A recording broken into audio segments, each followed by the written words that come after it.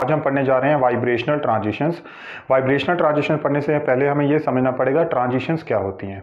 देखो ट्रांजिशंस क्या होती है, अगर कोई मॉलिक्यूल किसी पर्टिकुलर वेवलेंथ की रेडिएशन को एब्जॉर्ब करता है और वो लोअर स्टेट से ग्राउंड स्टेट से एक्साइटेड स्टेट में चला जाता है बाय डिफरेंट वेज, ठीक है, तो उसको हम क्या बोलते हैं, ट्रांजिशंस। तो ये जो ट्रांजिशंस होती हैं ये तीन टाइप्स की होती हैं। सबसे पहली ट्रांजिशंस कौन सी होती है, जिसको हम बोलते हैं इलेक्ट्रॉनिक ट्रांजिशन। इलेक्ट्रॉनिक ट्रांजिशन में एनर्जी हमें सबसे ज़्यादा चाहिए होती है, क्योंकि इसमें जो इलेक्ट्रॉन के लेवल पे ट्रांजिशन होती है वो बॉन्डिंग से एंटी बॉन्डिंग स्टेट में जब इलेक्ट्रॉन जाते हैं तो उसको हम बोलते हैं इलेक्ट्रॉनिक ट्रांजिशन। इस टाइप की ट्रांजिशन हमें सिर्फ देखने में मिलती है यूवी स्पेक्ट्रा में, ठीक है, यूवी स्पेक्ट्रा में हमें ये देखने को मिलता है। दूसरे नंबर पे जो इससे कम एनर्जी वाली जो ट्रांजिशन होती है वो यही वाली होती है जो आज हम पढ़ने जा रहे हैं, वाइब्रेशनल ट्रांजिशन।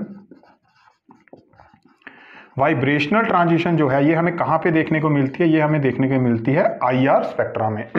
और जिसमें सबसे कम एनर्जी चाहिए होती है वो कौन सी होती है, रोटेशनल ट्रांजिशन। ये इतनी इंपॉर्टेंट नहीं है तो इस पर हम ज़्यादा बात नहीं कर रहा हूँ मैं। तो ये तीन तरह की ट्रांजिशन है, इसमें सबसे ज़्यादा एनर्जी चाहिए, दूसरे में इसमें उससे कम और इसमें सबसे कम। तो आज हम पढ़ने जा रहे हैं vibrational transition which is shown by IR spectra, ठीक है। अब बात करते हैं कि क्या होती है वाइब्रेशनल ट्रांजिशन। देखो वाइब्रेशनल ट्रांजिशन हमें पता है दो तरह की होती है, स्ट्रेचिंग एंड बेंडिंग वाइब्रेशन। पहले मैं आपको इसके बारे में थोड़ा सा बता दूं क्या होता है। हर मॉलिक्यूल एक पर्टिकुलर फ्रीक्वेंसी पे ना उसकी एक फ्रीक्वेंसी पे वाइब्रेट कर रहा होता है, लेकिन जब हम उसके ऊपर आईआर रेडिएशन डालते हैं तो उसकी फ्रीक्वेंसी जो होती है वो चेंज हो जाती है इन डिफरेंट वेज, ठीक है। वो जो उसकी वाइब्रेशन में जो चेंजेस आते हैं उसको हम बोलते हैं वाइब्रेशनल ट्रांजिशन। मतलब कि वाइब्रेशनल ट्रांजिशन कब आएंगे, जब मॉलिक्यूल आईआर रेडिएशन को एब्जॉर्ब करेगा और उसकी वाइब्रेशन में कुछ चेंजेस आएंगे। ये दो तरह के चेंजेस आते हैं, एक को हम बोलते हैं स्ट्रेचिंग वाइब्रेशन और दूसरे को हम क्या बोलते हैं, बेंडिंग वाइब्रेशन। पहले मैं आपको स्ट्रेचिंग और बेंडिंग वाइब्रेशन की इंपॉर्टेंस बता दूं, फिर हम इसके बारे में बात करेंगे और हम एक फार्मूला पढ़ेंगे लास्ट में, जिससे कि आपको ये पता चल जाएगा, आप मॉलिक्यूल पे वो जब वो फार्मूला इंप्लीमेंट करोगे आपको पता लग जाएगा कि वो स्ट्रेचिंग वाइब्रेशन शो करेगा या बेंडिंग वाइब्रेशन शो करेगा। पहले मैं इसका इंपॉर्टेंस बता दूं। जो आईआर स्पेक्ट्रा होता है वो इस तरह से होता है। आईआर स्पेक्ट्रा किस किस के बीच में बनता है, ट्रांसमिटेंस, ये मैंने लिखा ट्रांसमिटेंस परसेंटेज, ठीक है, वर्सेस वेव नंबर। ये जो वेव नंबर है इसको हम एक और भी नाम से बुला सकते हैं, आप बोल सकते हो हम यहाँ पे फ्रीक्वेंसी ले रहे हैं, ठीक है। तो हमें पता है कि जो फ्रीक्वेंसी होती है that is directly proportional to energy, ठीक है। Frequency is directly proportional to energy. तो जितनी ज़्यादा एनर्जी वाला आईआर एब्जॉर्ब होगा वो उतनी हायर फ्रीक्वेंसी पे अपना स्पेक्ट्रा शो करेगा। ये जो स्पेक्ट्रा होता है, आईआर स्पेक्ट्रा जो होता है, ये दो रीजन में हमने डिवाइड किया होता है। दो रीजन कौन कौन से होते हैं, एक रीजन को हम बोलते हैं फंक्शनल ग्रुप रीजन। फंक्शनल होता है, फंक्शनल ग्रुप रीजन में जो रेंज होती है वो होती है 4000 to 1500 सेंटीमीटर इनवर्स, 4000 to 1500। और ये वाला जो रीजन होता है इसको हम बोलते हैं फिंगरप्रिंट रीजन।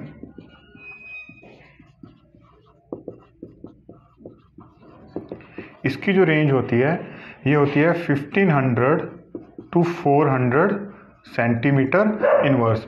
जो स्ट्रेचिंग वाइब्रेशंस होती हैं ये हमेशा फंक्शनल ग्रुप रीजन में हमें दिखाई देती हैं, और जो बेंडिंग वाइब्रेशंस होती हैं ये हमें कहाँ दिखाई देती है, फिंगरप्रिंट रीजन में। इसका मतलब क्या है, स्ट्रेचिंग वाइब्रेशंस जो हमें फंक्शनल ग्रुप रीजन में दिखाई दे रही है, इसका मतलब क्या है कि यहाँ पर फ्रीक्वेंसी बहुत ज़्यादा है, इसका मतलब यहाँ पे एनर्जी भी बहुत ज़्यादा है। तो स्ट्रेचिंग वाइब्रेशंस की एनर्जी ज़्यादा होगी as compare to bending vibration, क्योंकि बेंडिंग वाइब्रेशन फिंगरप्रिंट रीजन में दिखाई दे रही है और यहाँ पे जो फ्रीक्वेंसी है वो कम फ्रीक्वेंसी की पीक्स आती हैं, ठीक है।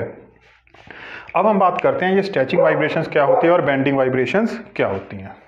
देखो नाम से ही हमें पता चल रहा है स्ट्रेचिंग, जिसमें कि स्ट्रेचिंग हो रही है, ठीक है। देखो हम एक एग्जांपल लेते हैं वाटर का।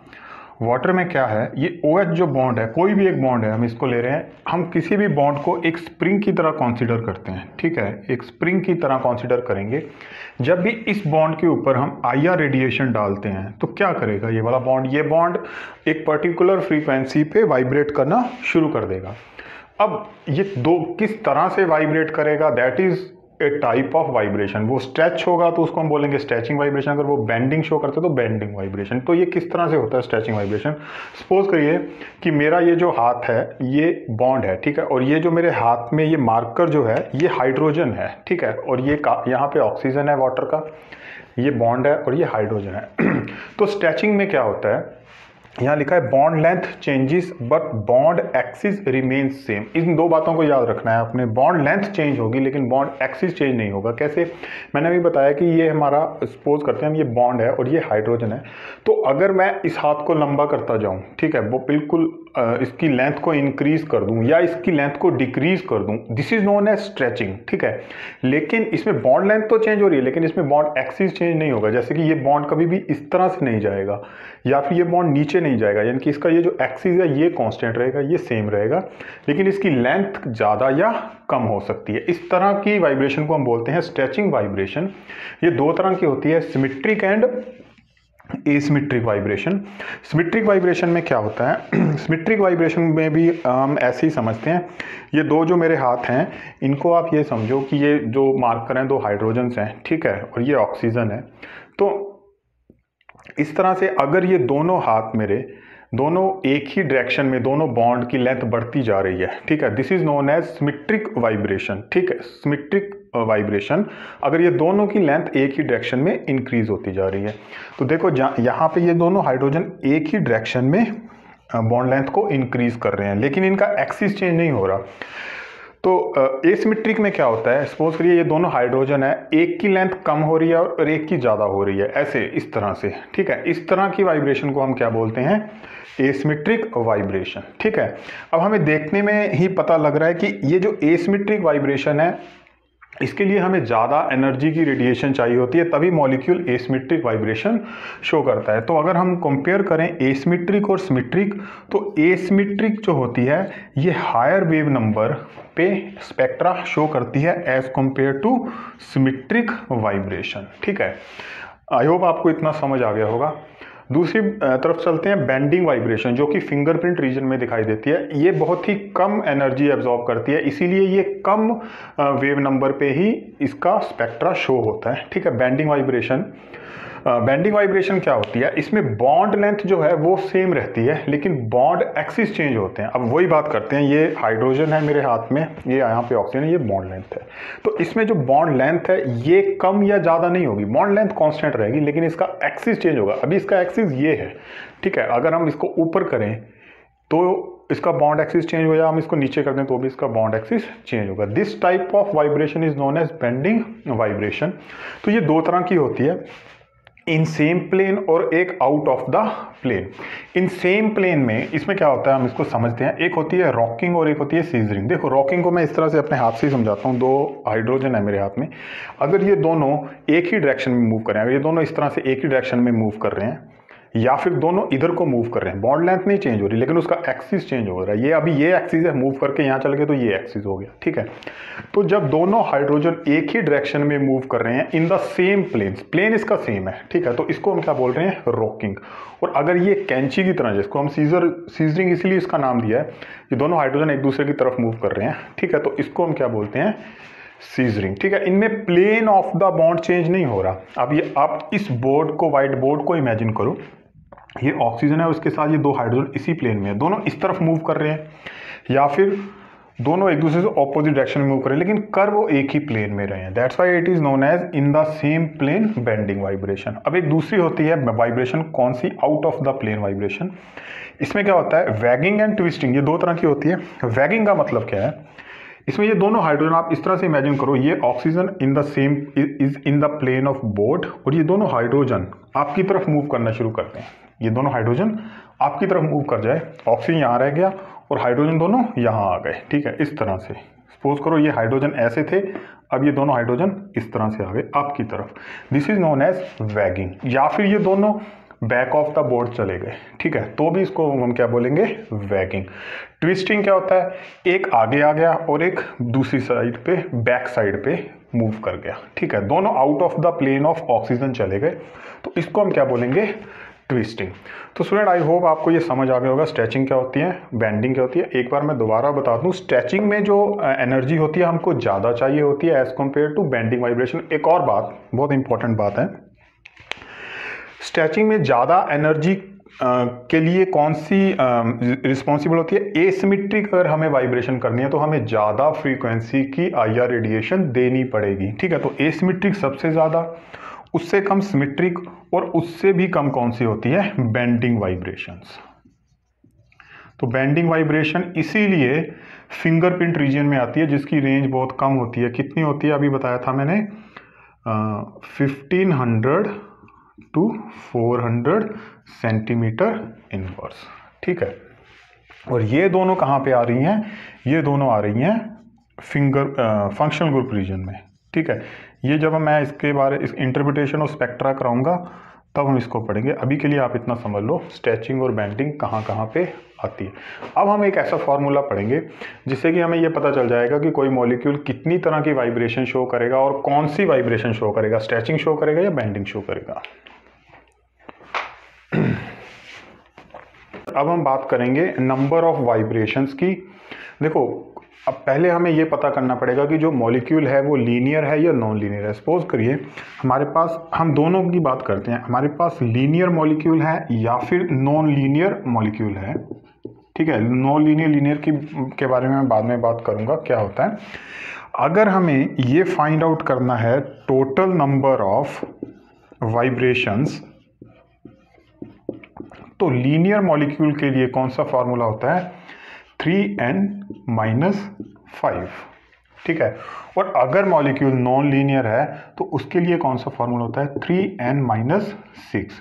तो इसमें n क्या होता है, n is the number of atoms.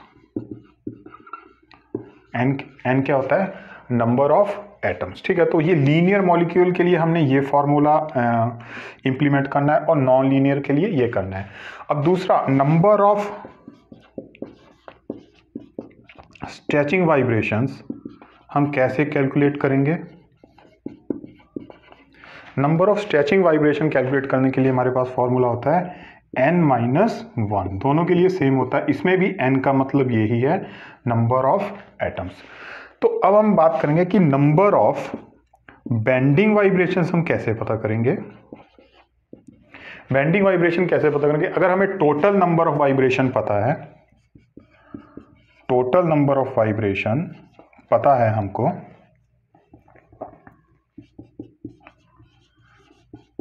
और हमें क्या पता है, number of stretching vibrations,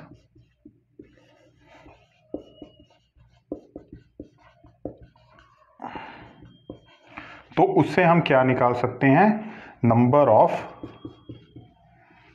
bending vibrations. ठीक है, तो हम एक दो मॉलिक्यूल्स के ऊपर इसको इंप्लीमेंट करके देखेंगे।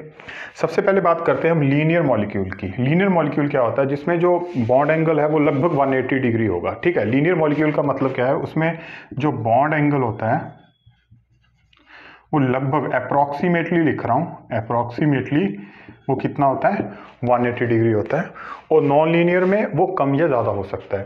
तो लीनियर मॉलिक्यूल की हम एक एग्जांपल ले लेते हैं, जैसे कि हमारे पास है कार्बन डाइऑक्साइड। ठीक है, कार्बन डाइऑक्साइड का जो मॉलिक्यूल होता है वो लीनियर मॉलिक्यूल होता है इस तरह से। ठीक है, इसमें हमने काउंट करना है टोटल नंबर ऑफ वाइब्रेशन। तो नंबर ऑफ, इसमें हम इसको इंप्लीमेंट करते हैं। फॉर्मूला क्या है हमारे पास, 3n-5। ठीक है, तो n क्या है इसमें, नंबर ऑफ एटम्स। तो इसमें टोटल कितने नंबर ऑफ एटम्स हैं, 1 2 3। तो यहाँ पे अगर हम पुट करते हैं 3 × 3 - 6, तो ये कितना आ जाएगा, 9 - 6, सॉरी यहाँ पे 5 है, 9 - 5 कितना हो जाएगा, 4। तो जो कार्बन डाइऑक्साइड है ये कितना total number of vibration show करेगी, 4। तो टोटल नंबर वाइब्रेशन कितना आ जाएगा इसमें, 4। अब हम बात करते हैं इसमें नंबर ऑफ स्ट्रेचिंग वाइब्रेशंस कितना होगा। उसका फॉर्मूला क्या है, n-1। n-1 अगर हम पुट करें यहाँ पे, अगर हम इसमें नंबर ऑफ स्ट्रेचिंग वाइब्रेशन देखना चाहते हैं तो हम क्या पुट करते हैं, n-1। तो n कितना यहाँ पे, 3 - 1 = 2। ठीक है, टोटल नंबर कितना आ गया स्टूडेंट्स 4, नंबर ऑफ स्ट्रेचिंग कितना आ गया 2, तो नंबर ऑफ बेंडिंग हम निकाल सकते हैं, वो कितना हो जाएगा टोटल नंबर ऑफ वाइब्रेशन यानी कि 4 माइनस स्ट्रेचिंग नंबर कितना हो गया 2, तो वो भी कितना आ जाएगा 2। ठीक है स्टूडेंट, इस तरह से हम किसी भी मॉलिक्यूल का नंबर ऑफ वाइब्रेशंस निकाल सकते हैं, दूसरा नंबर ऑफ स्ट्रेचिंग वाइब्रेशंस भी कैलकुलेट कर सकते हैं और नंबर ऑफ बेंडिंग वाइब्रेशंस भी कैलकुलेट कर सकते हैं। एक दो एग्जांपल और करते हैं। अब हम एग्जांपल लेते हैं किसी, चलो एक और लेते हैं लीनियर मॉलिक्यूल की, फिर एक नॉन लीनियर के लिए करेंगे। सपोज करें हमारे पास है molecule HCl,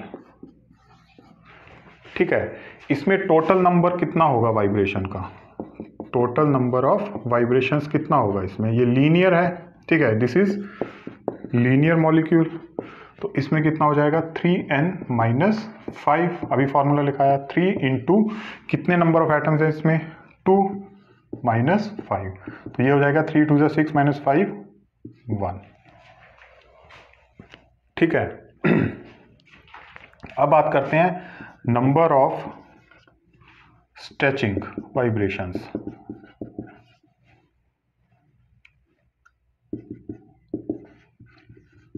number of stretching vibration क्या होता है n-1, n कितना है यहाँ पे 2, तो 2 माइनस 1 इज इक्वल टू 1। इसका मतलब इसमें जो एक वाइब्रेशन आ रही है वो कौन सी आ रही है, स्ट्रेचिंग वाइब्रेशन आ रही है, और बेंडिंग वाइब्रेशन क्या हो जाएगी इसमें,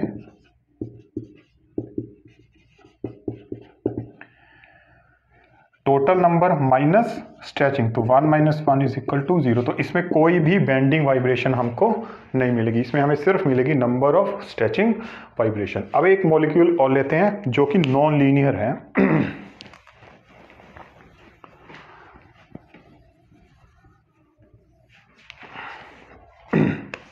नॉन लीनियर जैसे कि हम ले लेते हैं सल्फर डाइऑक्साइड, ठीक है, इसमें सल्फर के पास लोन पेयर ऑफ इलेक्ट्रॉन होता है, तो लोन पेयर और बॉन्ड पेयर में रिपल्शन रहता है, इसलिए दोनों ऑक्सीजन नीचे को बैंड हो जाते हैं, दिस इज नॉन लीनियर।